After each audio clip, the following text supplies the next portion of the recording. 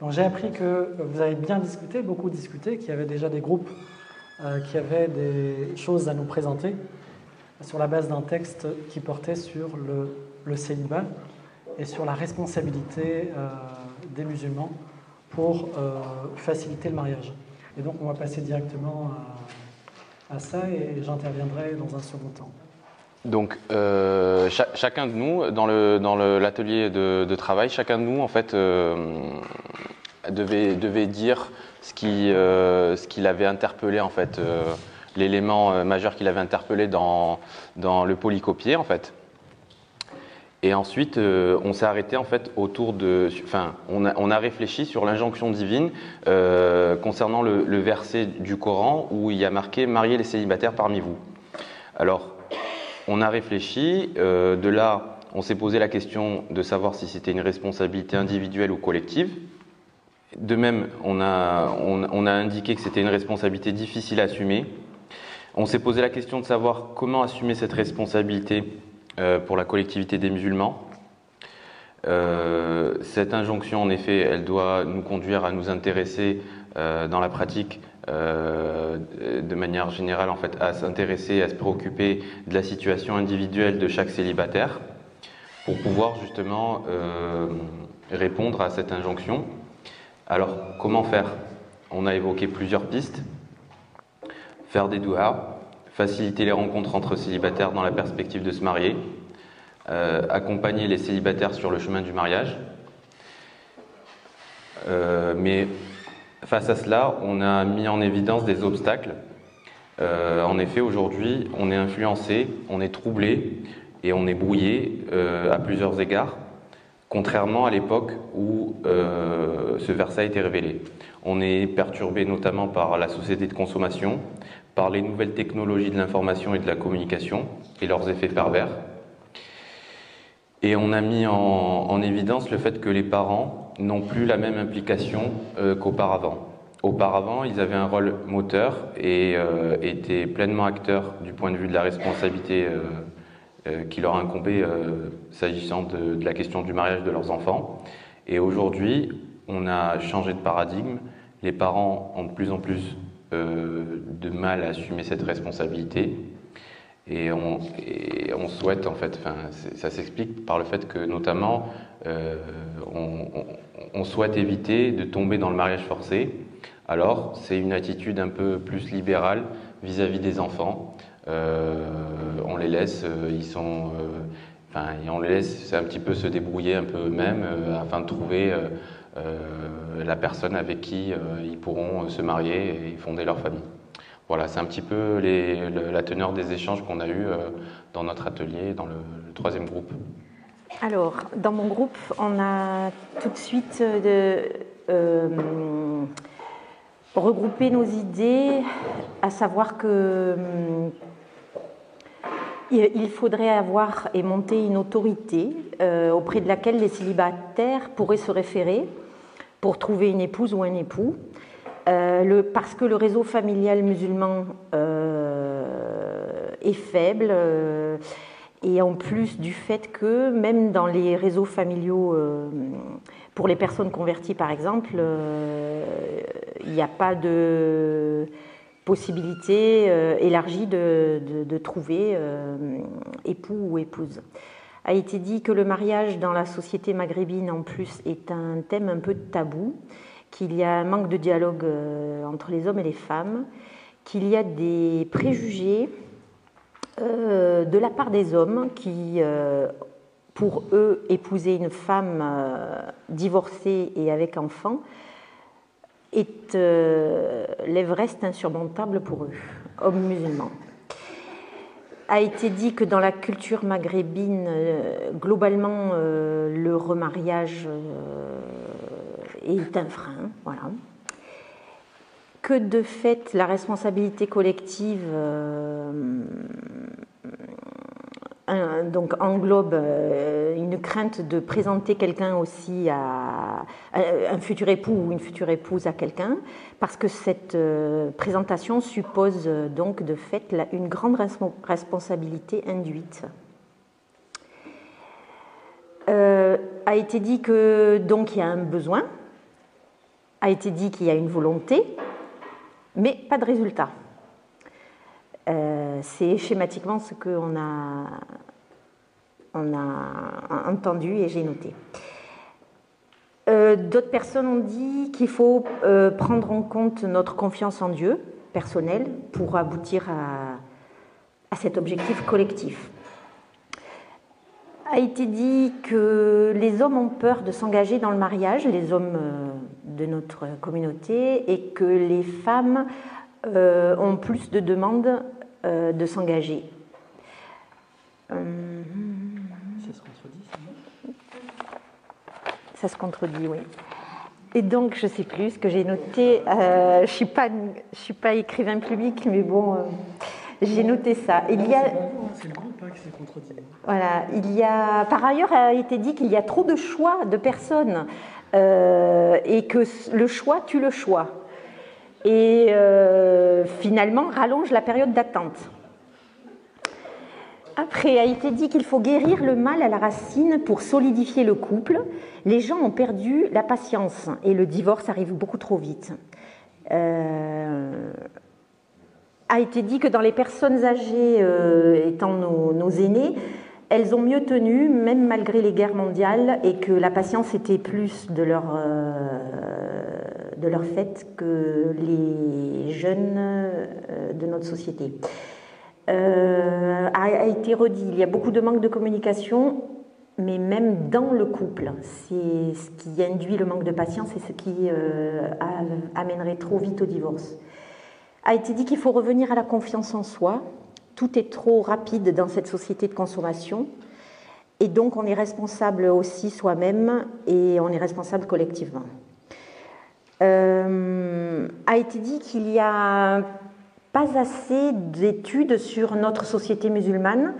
Les études ne sont pas assez nombreuses et on est bien content d'être ici aujourd'hui pour en faire état.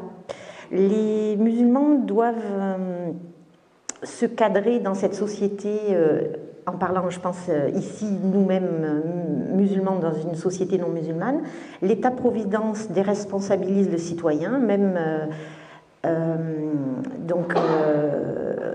les musulmans, a été dit, voient des chimères dans notre communauté et on en est victime de cette déresponsabilisation et on subit la société de consommation.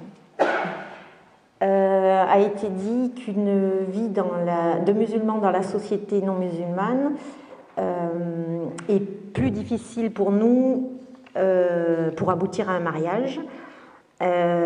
Parce qu'on peut passer par deux extrêmes, soit on fait des mauvais choix, soit on plonge dans ne vivre qu'entre musulmans et mettre par exemple dans des écoles musulmanes les petites filles avec les petites filles et les petits garçons avec les petits garçons, et ce manque de mixité formaterait peut-être après les enfants et les adultes en devenir à ne vivre leur islam qu'avec des musulmans. A été dit que pour dans la vie aboutir à un objectif et l'atteindre, il faut avoir un bon timing au bon moment, plus une opportunité. Et si ces deux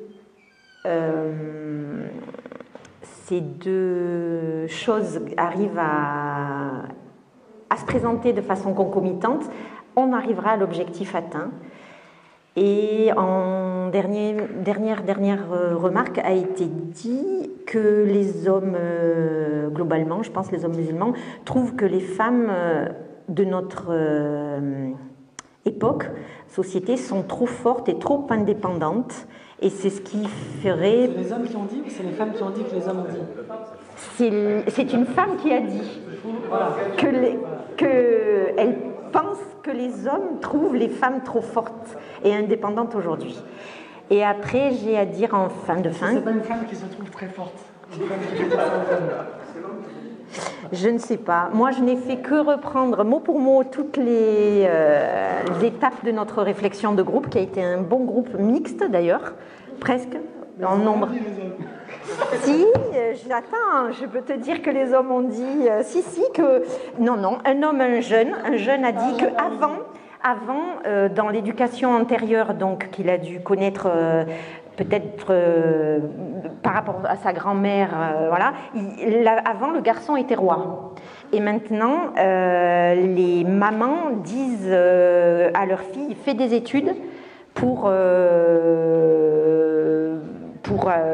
avoir ta place dans cette société. Donc une sorte d'indépendance garantie par les études. Voilà, et moi j'ai à dire en finale de finale, puisque je n'ai fait que prendre des notes, que j'ai pensé à la sourate qui dit « Dieu ne changera un peuple que lorsque celui-ci changera d'abord ». Voilà, nous sommes donc peut-être sur la bonne voie, parce qu'on est tous ici en réflexion de qui nous sommes et qu'est-ce qu'on veut. En fait, nous, dans le groupe, je fais pareil que les autres. Je vais resituer un peu, j'ai pris des notes, tout ce qui a été dit. J'espère que j'ai rien oublié, que ce qui était important pour certains, ça ressortira aussi ou ils rajouteront après. Donc du coup, au niveau de la responsabilité collective, on a parlé des mosquées, du rôle des mosquées. Certains ont dit que de nos jours, beaucoup de mosquées devenaient plutôt un lieu de prière. Donc ça, c'était des avis, il y a eu des avis mitigés. Qu'il n'y avait pas grand-chose de proposé au niveau matrimonial. Qu'au niveau de la famille, il y a un abandon certain du côté du mariage, pour le mariage des enfants. Au niveau amical, le cercle d'amis a peur d'avoir cette responsabilité par la suite si le mariage échouait ou rencontrer des difficultés. Dans les idées, on pensait que la communauté devait proposer des services, des solutions concrètes. Après, on est aussi sur la responsabilité individuelle en tant qu'individu, qu'on puisse former des groupes, prendre la responsabilité et des initiatives pour créer des lieux où des personnes puissent se retrouver et en partenariat avec la mosquée. Alors souvent, toujours, on revient sur la responsabilité individuelle, se centrer sur l'individu, l'intention de chacun, porter la parole d'Allah. Après, on a échangé autour du couple, de l'homme et la femme, au niveau des points de vue différents. Ça veut dire que quand on parle de mariage, il y a énormément de points qui reviennent. Moi, j'ai l'impression que d'un coup, ça regarde tout le monde, alors que c'est entre deux personnes. Donc, il y a la famille, alors que c'est l'histoire de deux personnes, mais du coup, on a l'impression que ça s'élargit, que tout le monde doit donner son point de vue. Du coup, ça appartient à beaucoup trop de personnes, cette histoire. Après, il y a un frère qui a... Après, je ne sais pas, peut-être qu'il voudra peut-être repréciser, parce que je n'ai pas tout saisi ce qu'il voulait dire. Donc, c'est des questions plutôt personnelles à avoir, une réflexion personnelle. Donc, quel mariage je veux, quelle identité j'ai, qui je suis, d'arrêter de chercher un mariage toute option. Voilà.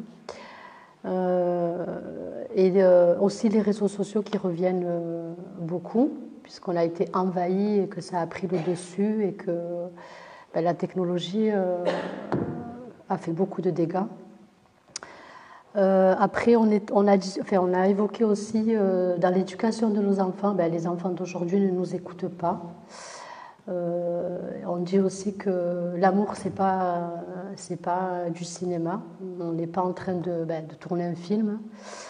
Il faut beaucoup de patience. Le destin, croire au destin. Et on a évoqué le problème du libre arbitre. Donc après, c'est une décision, c'est individuel. Est-ce que c'est mon destin qui est mauvais? Les critères à revoir aussi. Qu'est-ce qu'on veut, notamment autour de la vie privée, maintenir un mariage, peut-être le protéger, pas forcément raconter le dedans de ce qu'on vit dans notre mariage, quelles valeurs, la modernité aussi, puisqu'on est... Après, on a une part de responsabilité dans l'éducation, de nos enfants, dans le choix à faire. D'abord, on choisit la personne pour le din. Les enfants ne sont pas assez attachés à l'éducation religieuse.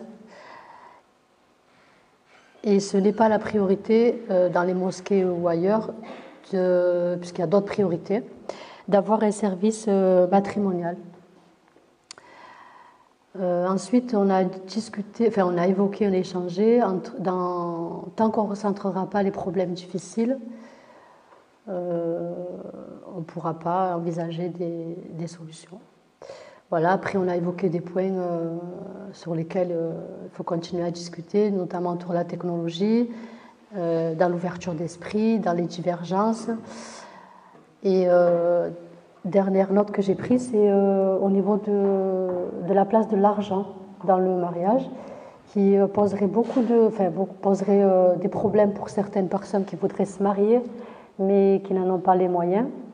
Notamment autour on a évoqué la dot, que c'est une charge qui peut être difficile à supporter et dont on devrait aussi se préoccuper dans la mesure où on pourrait participer, contribuer pour permettre certains mariages.